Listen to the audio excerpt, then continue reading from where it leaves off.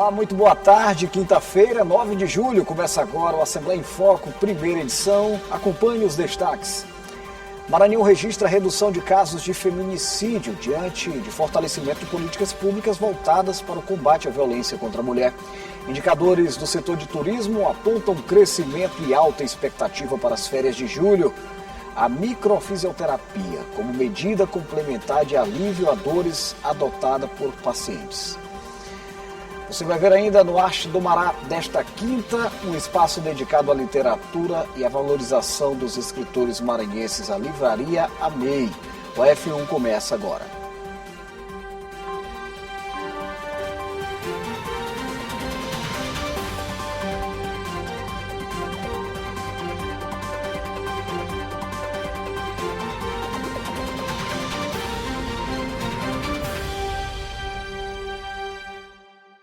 O Maranhão registrou uma redução nos casos de feminicídio no primeiro semestre deste ano. O resultado é atribuído ao reforço das ações de prevenção, proteção e combate à violência contra a mulher. A nossa equipe mostra os números, as estratégias adotadas e os desafios para ampliar a segurança e garantir atendimento às vítimas. O combate à violência contra a mulher apresentou resultados positivos no Maranhão no primeiro semestre deste ano. Entre janeiro e junho, o estado registrou uma redução de 43% nos casos de feminicídio. Foram 17 ocorrências em 2026, contra 30 no mesmo período do ano passado. A queda é atribuída ao fortalecimento das ações integradas de prevenção e enfrentamento à violência de gênero. Sobre esse trabalho, quem explica é a coordenadora da Operação Mulher Segura no Maranhão. Nós estamos desencadeando a Operação Mulher Segura, que é uma operação do Ministério da Justiça, operacionalizado pelo Governo do Estado do Maranhão, através da Secretaria de Segurança Pública, justamente combatendo as violências de gênero, e que teve como consequências desse trabalho números específicos de combate à violência contra a mulher. A Operação Mulher Segura mobiliza mais de 100 equipes distribuídas em cerca de 50 municípios maranhenses. Desde o início da ação, mais de 2.000 mulheres receberam atendimento e mais de 150 pessoas foram presas por crimes relacionados à violência de gênero. A estratégia também inclui o reforço da estrutura das delegacias especializadas da mulher e das patrulhas Maria da Penha, com a entrega de novas viaturas. A Operação Mulher Segura, nessa primeira fase, nós teremos 6 fases de Operação Mulher Segura, irá até o final do ano, e nós temos como diferencial a integração das 4 forças. Polícia Militar, Polícia Civil, Corpo de Bombeiro e Perícia estão atuando em frentes distintas no combate à violência de gênero. A Assembleia Legislativa aprovou os nomes dos deputados que vão integrar a Comissão de Recesso Parlamentar. As informações quem tem para a gente é a repórter Stephanie Souza. Olá para você, olá a todos que nos acompanham. Nos próximos dias, o Parlamento Estadual entra no período de recesso e foi aprovada na última sessão plenária realizada no Palácio Manuel Beckmann a Comissão de Representação Interna da Assembleia Legislativa do Maranhão. Os parlamentares desta comissão vão ser responsáveis por deliberar sobre questões urgentes e dar continuidade aos trabalhos da Casa. A presidente do Parlamento, deputada Iracema Vale, foi quem anunciou e conduziu a aprovação da comissão de recesso. Vamos assistir.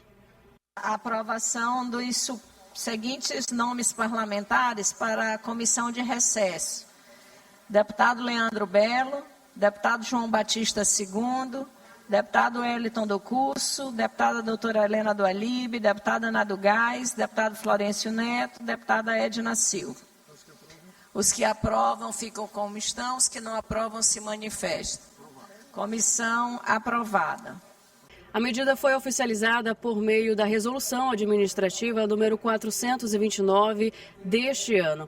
Então, reforçando, a comissão de recesso será composta pelas deputadas Helena do Ailibe, Ana do Gás, Edna Silva e pelos deputados Wellington do Curso, Florencio Neto, Leandro Belo e João Batista II. Os parlamentares representam diferentes blocos e partidos da Casa. A partir do início do período de recesso, as sessões ordinárias realizadas neste plenário, no plenário na GBICO, estão suspensas.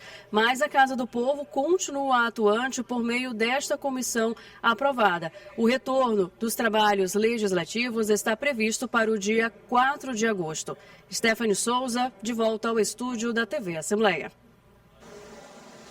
Muito obrigado, Stephanie. Agora a gente muda de assunto. Olha, as dores crônicas afetam a rotina e a qualidade de vida de milhões de pessoas. Em busca de alívio, muitos pacientes têm recorrido a terapias complementares como a microfisioterapia. A reportagem que a gente acompanha agora mostra como funciona essa técnica, em quais situações ela pode ser indicada e a importância do acompanhamento de profissionais de saúde. Conviver com dor todos os dias é uma realidade para milhões de brasileiros. O problema interfere no trabalho, no lazer e até nas tarefas mais simples da rotina. Diante desse cenário, cresce a procura por terapias complementares que possam auxiliar no controle dos sintomas e melhorar a qualidade de vida. Entre elas está a microfisioterapia, uma técnica manual que vem conquistando espaço como aliada no tratamento de dores crônicas e recorrentes. A microfisioterapia é uma técnica realizada com toques suaves em pontos específicos do corpo para identificar possíveis alterações relacionadas a traumas físicos ou emocionais. Mas é importante destacar que ela funciona como um tratamento complementar e não substitui o diagnóstico e nem o acompanhamento médico. A microfisioterapia e a TME, que é a terapia manual evolutiva, são técnicas da fisioterapia. Basicamente, o que a gente faz? A gente busca, né, no corpo do paciente com toques sutis, por isso que ela tem esse nome, registros que ficam armazenados como falta de ritmo. Esses registros são oriundos de algum trauma físico, químico, tóxico ou emocional que tiraram a habilidade do corpo funcionar em harmonia.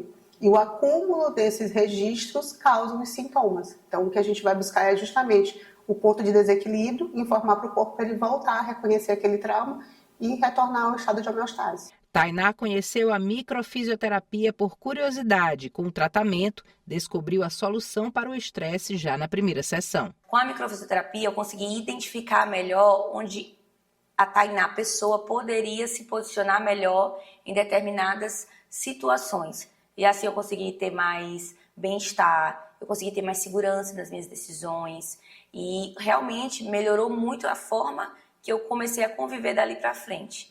Como era algo que eu não esperava, então eu achava que algumas resistências, algumas dificuldades e limitações que eu tinha no meu dia a dia estavam ligadas unicamente a vitaminas, a alguma reposição que eu precisava fazer. E claro que isso é necessário e ela dá esse acompanhamento, mas existem muitas coisas que vêm de raízes emocionais. E a microfisioterapia, ela vai nesse lugar. Então, o que mais me marcou foi isso, eu entender a raiz de muitos problemas que eu tinha e que às vezes eu tentava cuidar de outras formas, mas na verdade a raiz era emocional, estava só escondidinha. Quem convive com dor persistente costuma enfrentar limitações que vão muito além do desconforto físico. A dificuldade para trabalhar, dormir ou realizar tarefas do dia a dia pode comprometer também o bem-estar emocional. Por isso, especialistas reforçam que o tratamento deve ser individualizado e sempre orientado por profissionais habilitados. Como a gente trabalha com muita questão emocional, é importante que o paciente, a depender da demanda, ele entenda, né, o contexto que ele está vivendo. Então, eu indico muito, né, para psicólogo. Também, a depender se é uma questão endócrina, a gente também encaminha para endocrinologia. A gente também tem a parte aqui com a fisioterapia integrativa, que a gente trabalha com os aparelhos. Então, às vezes, quando a questão é uma disfunção do sistema nervoso, e a gente consegue identificar isso através dos exames, a gente consegue também estar atuando nessa parte. Após o intervalo, a expectativa de ganho para o setor turístico do estado durante as férias de julho.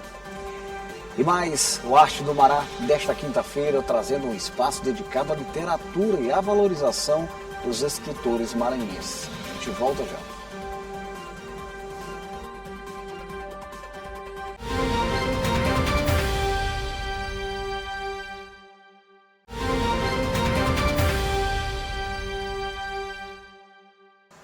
Olha, o São João passou, mas o turismo do Maranhão continua em alta, viu? A grande movimentação de visitantes durante o mês de junho aqueceu a economia e trouxe bons resultados para diversos setores.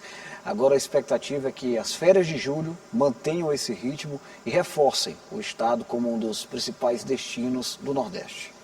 Junho confirmou mais uma vez a força do turismo maranhense. Impulsionado pelos festejos juninos, o estado registrou intensa movimentação de visitantes, aquecendo a economia e beneficiando setores como hotelaria, bares, restaurantes, transporte e comércio. O governo do estado ele se antecipou nessa crise do querosene em função dessa geopolítica de guerra, né? E fez grandes parcerias com as grandes operadoras. Então nós tivemos um desempenho em relação a 2025 bem melhor. Além da alta ocupação dos hotéis, o período também reforçou o potencial do Maranhão como destino turístico durante todo o ano. Os atrativos culturais, aliados às belezas naturais, ajudaram a consolidar o estado na rota de milhares de visitantes. A expectativa é de que julho mantenha esse ritmo impulsionado pelas férias escolares e pela continuidade da programação turística. O movimento intenso registrado durante o São João trouxe resultados positivos para toda a cadeia do turismo. E a expectativa do setor é que o mês de julho mantenha esse cenário favorável, com hotéis recebendo novos visitantes e a economia continuando aquecida. Com a ficha digital, né, ficou mais fácil, a estatística ficou mais correta. Isso teve um ganho, né? Antes a gente não tinha as informações completas, né?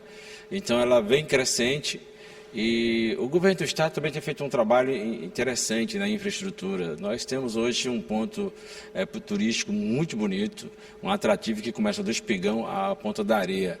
Segundo o Observatório do Turismo do Maranhão, os dados da movimentação turística servem como base para o planejamento das próximas ações de promoção do estado. O objetivo é fortalecer o destino Maranhão, ampliar o fluxo de visitantes e estimular ainda mais o desenvolvimento econômico por meio do turismo.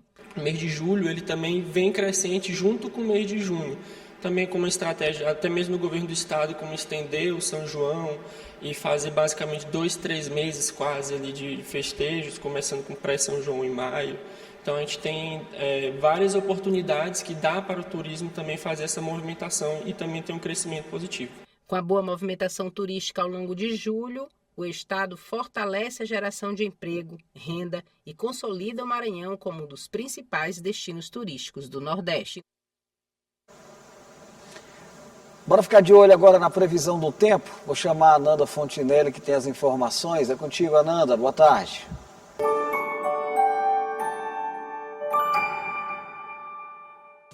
Boa tarde para você que está nos acompanhando na Assembleia em Foco, primeira edição. A quinta-feira começou com o tempo típico aí dessa época do ano aqui no estado. Calor, muita umidade e tem possibilidade de chuva passageira agora na parte da tarde. Vamos conferir então a previsão do tempo para hoje. Em São Luís, o dia começou aí com sol entre nuvens, deixou o clima um pouquinho abafado desde as primeiras horas da manhã, mas agora à tarde e à noite há previsão de chuva que pode vir acompanhada de trovoadas em alguns pontos da cidade, igual foi ontem, que começou a chover no finalzinho da tarde e início de noite. A mínima de hoje é 26 e a máxima chega a 31 graus aqui na ilha. Já na Raposa, aqui pertinho, o cenário é bastante parecido. O sol aparece entre nuvens pela manhã, mas o tempo segue quente, úmido, só que agora à tarde a previsão é de pancadas de chuvas isoladas. A mínima é de 26, a máxima chega a 30 graus. Então a dica para essa tarde é sair de casa preparado. Protetor solar para enfrentar o calor e um guarda-chuva por perto, porque a chuva pode aparecer em algum momento. É isso, a gente volta amanhã com mais atualizações do tempo e eu volto com você.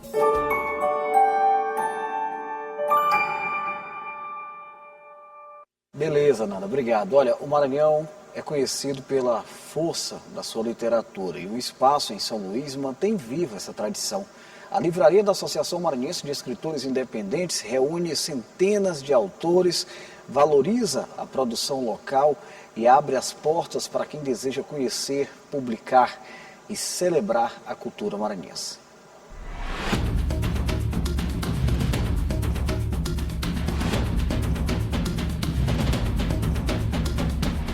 O que esperar da terra de Gonçalves Dias, Maria Firmina dos Reis, Aloísio de Azevedo e tantos outros, senão uma tradição marcada pela literatura. Em um espaço da Associação Maranhense de Escritores Independentes, estão reunidas obras de autores maranhenses e revela parte da diversidade literária do estado. Atualmente, a livraria possui mais de 2.000 títulos, de diferentes gêneros e produzidos por mais de 800 autores. Toda a produção da livraria é local, feita por artistas e escritores maranhenses. Segundo a associação, o espaço é dedicado exclusivamente à produção maranhense e busca aproximar os leitores dos autores locais.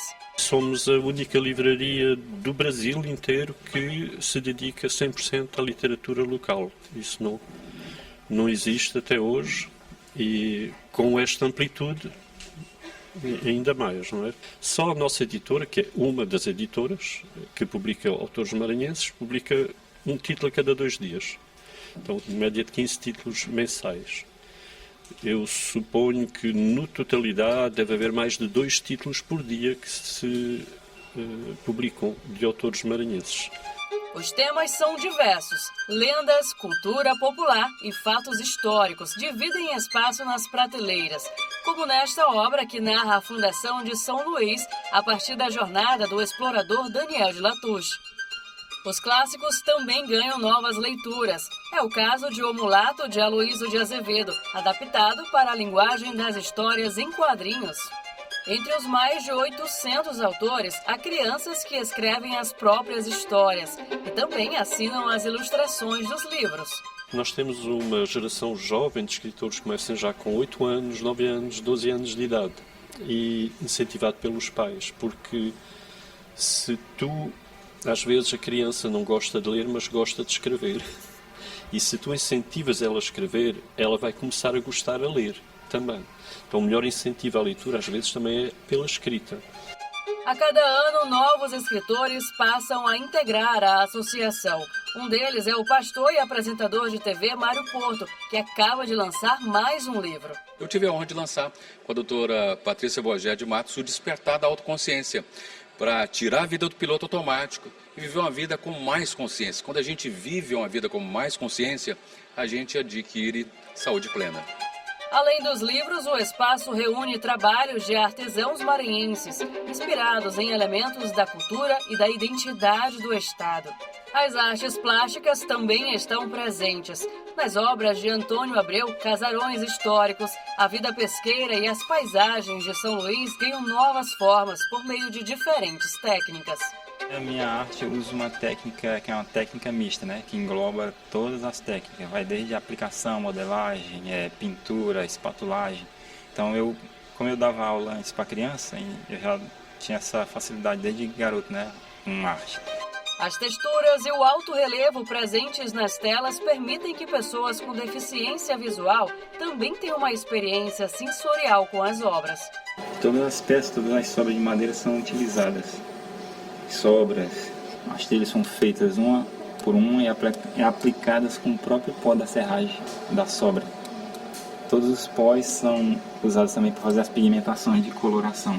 Porque cada madeira tem um tom de cor, entendeu? Então aproveita o tom da madeira para fazer as aplicações e fazer também a tintura. Além de reunir escritores independentes, a associação orienta quem deseja publicar um livro e ingressar no universo literário.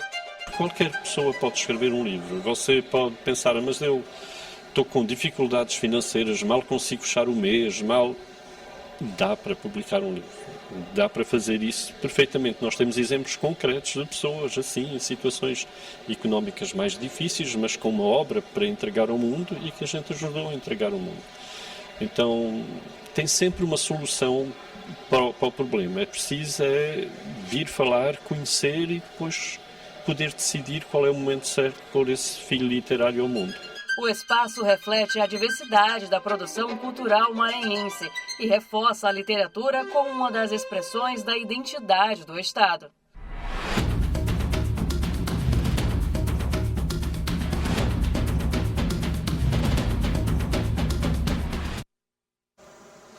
Legal, olha, eu acho do Mará de hoje, todas as reportagens exibidas nesta edição do F1 você pode acompanhar por meio do nosso site al.ma.leg.br. Tenha uma excelente tarde, a gente se reencontra pela programação da TV Assembleia.